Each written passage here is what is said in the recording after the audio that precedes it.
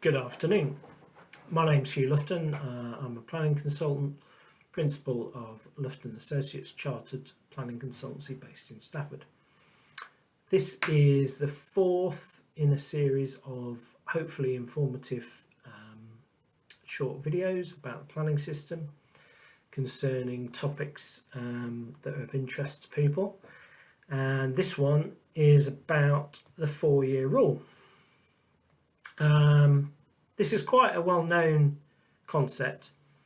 The 4-year rule is actually related to an enforcement action, and what it concerns is that you can occupy a building as a dwelling house, as a residential residence. If you can occupy that continuously for 4 years without being found out, without having a planning consent, you can basically apply to have a certificate of lawful development after the end of 4 years and claim it as a consented residence. So, typical example, or the most common example, would be where somebody has split a property into flats. Not applied for planning permission, maybe mistakenly not applied for planning permission, has occupied them as flats, as residential flats for a period of 4 years, then realise maybe they want to sell the building, they want to legalise that, legalise the value of holding it as residences, and use the 4-year rule. So the legislative background to the 4-year rule comes from section, I was looking down at my paper, but I know what it is, so I don't need to.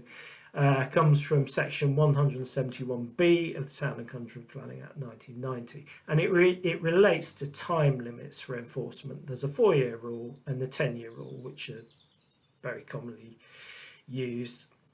The 10-year rule applies to non-residential, so there's a human rights issue about the 4-year rule. That's why it's 4-year rule for residences, and it's a 10-year rule for all other types of development and change of use.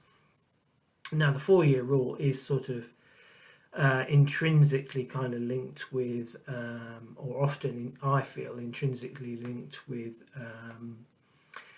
gypsy and travelling accommodation issues, because often the 4-year rule comes up in relation to static caravans, and there's a human rights issue about whether somebody should be evicted from a static caravan when they've lived in it for 4 years. So, and that's where I've dealt with it on a few occasions, where people have been living secretly or covertly or unknown to the authorities in a static caravan for more than 4 years, and then sought to legitimise that, sought to legalise that and use it as their residence.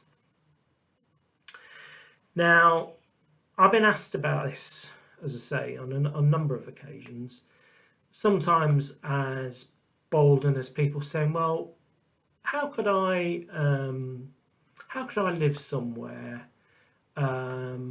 without raising the interest of the local authority and live somewhere without planning permission?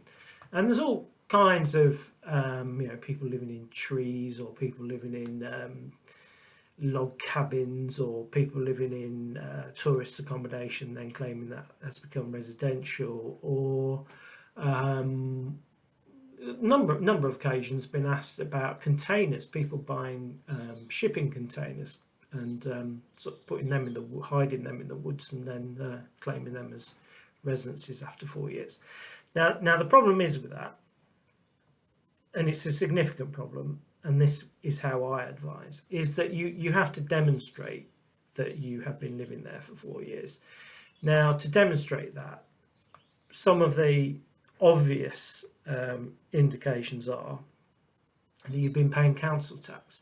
Well, if you've been paying council tax, of course you've been paying that to your local authority, so your local authority is going to know that you've got your you're trying to claim that as a residence. So if I said to somebody, yes, you can start living in the woods, but you should be paying council tax because in 4 years' time we're going to have to try and legalise that to actually make it as a, it's got value, it's got a deemed permission, otherwise it's going to be removed.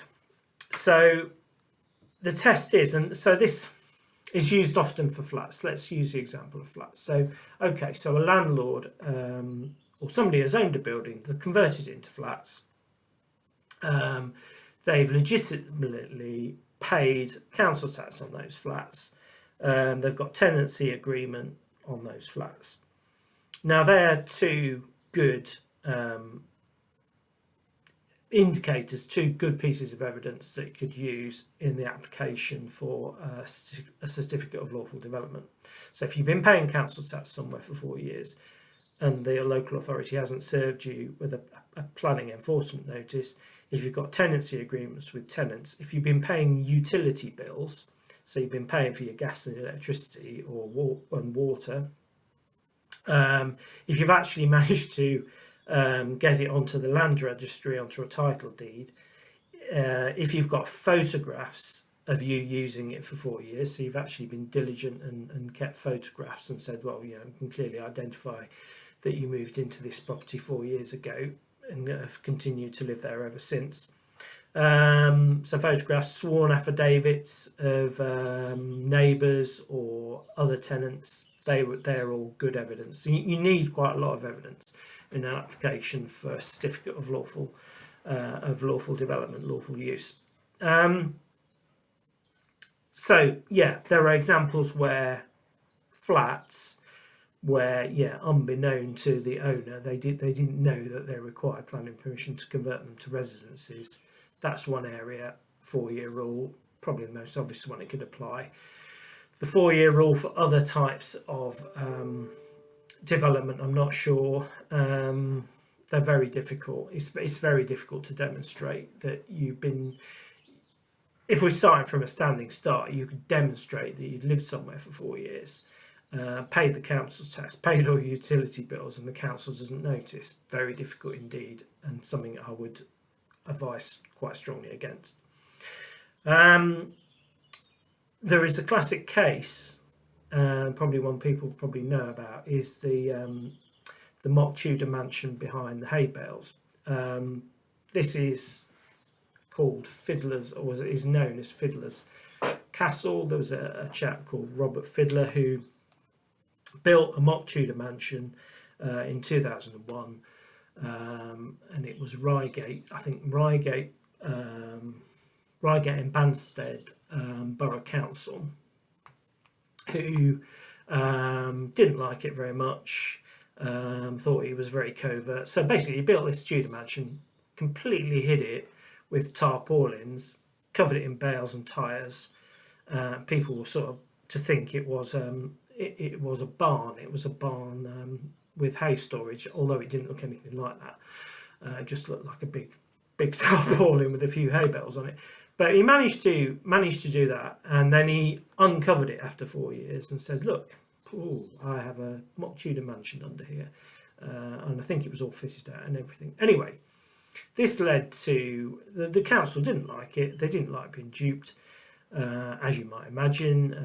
A lot of local people took umbrage. They had to go through the planning system to get a toilet out the back of their house or a veranda extension, so they weren't overly pleased. So the council really laid into him, and there was a legal battle for many years, which is widely documented. And then in 2016, the house was demolished. So the council really did pursue it.